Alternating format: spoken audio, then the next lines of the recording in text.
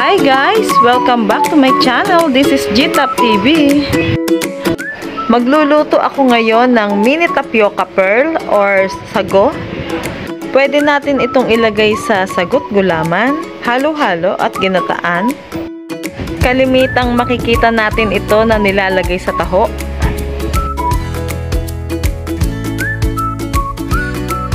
Nabili ko ito ng 10 pesos lang sa tindahan, pero kapag naluto siya, marami na rin.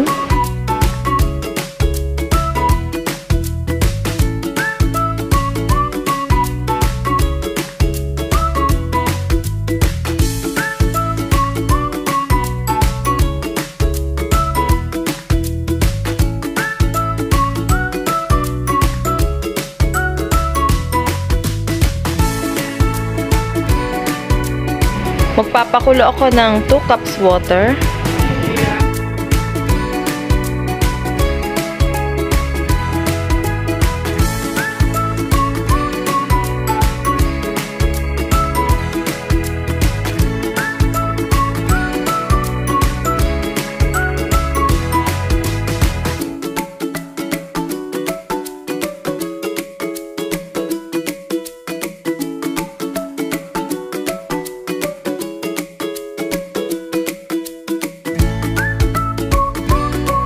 Kapag kumukulo na, pwede na nating ilagay yung sago o yung mini tapioca.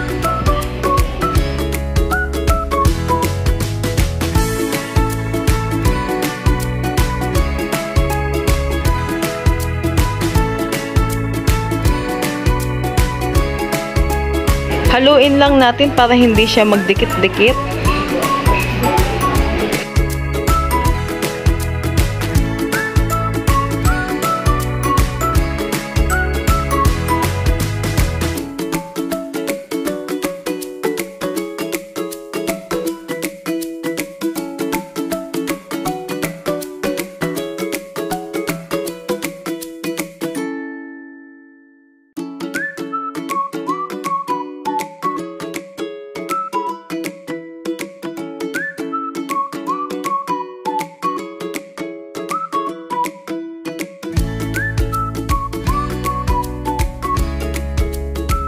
Mapapansin nyo na unti-unting nagiging translucent yung kanyang color.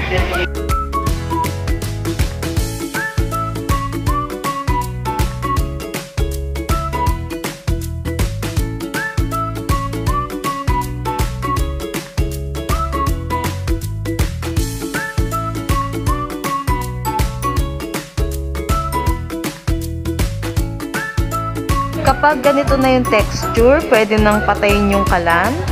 Then, takpan natin ng ilang minuto.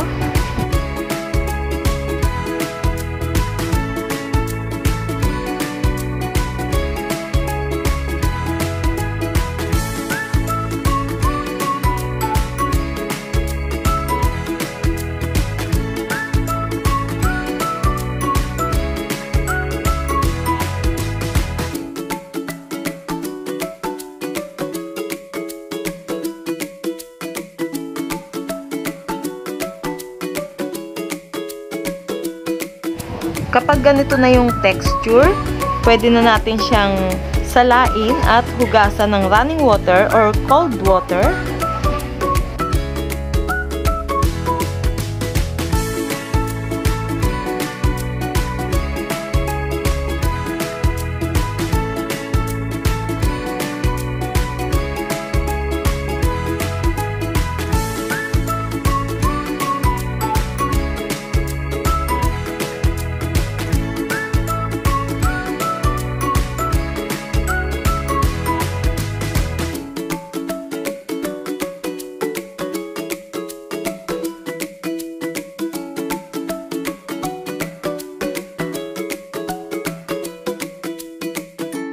Ayan na guys, luto na yung ating mini tapioca pearl or sago.